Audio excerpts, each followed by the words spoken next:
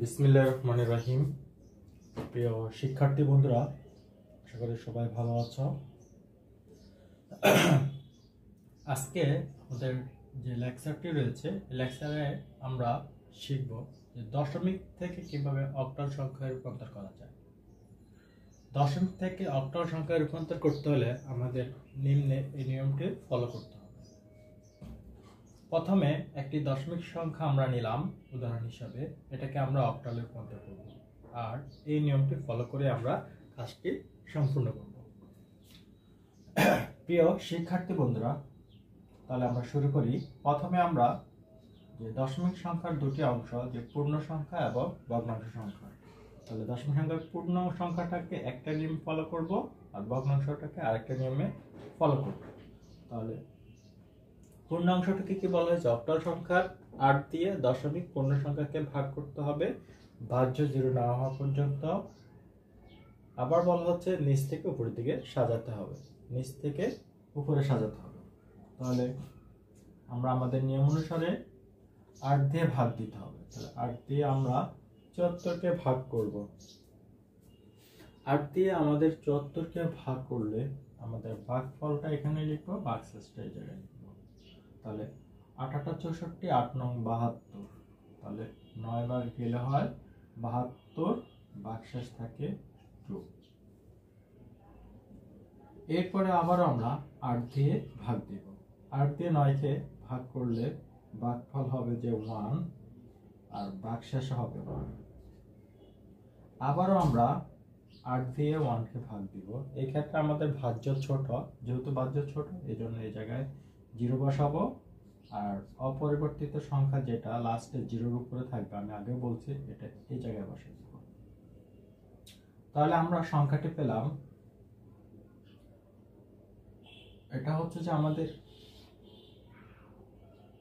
নিচের দিক থেকে উপরের দিকে লিখতে হবে, যেটাকে বলা হচ্ছে, আবারও বলতেছি, এমএসবি, মোস্ট সিগনিফিক্যান্ট বিট যেটাকে বলা হয়, অর্থাৎ নিচ থেকে উপরের দিকে সাজাতে হবে। লিখবো প্রথমে 1, তারপর লিখবো 1, তারপর লিখবো 2।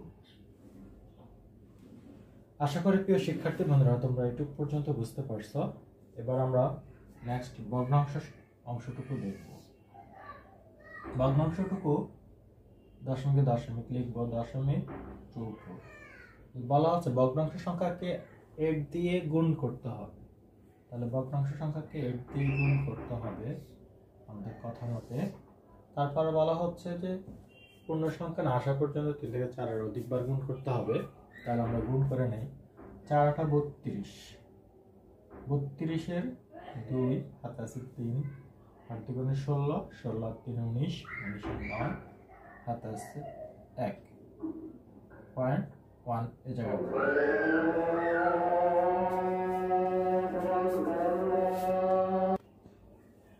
হ্যাঁ প্রিয় শিক্ষার্থী বন্ধুরা, আমরা একটু লক্ষ্য করি, আমরা পূর্ণ সংখ্যা না আসা পর্যন্ত কিন্তু পূর্ণ সংখ্যা চলে এসেছে, কিন্তু তারপর আমরা 3 থেকে 4 বার অধিক গুণ করব।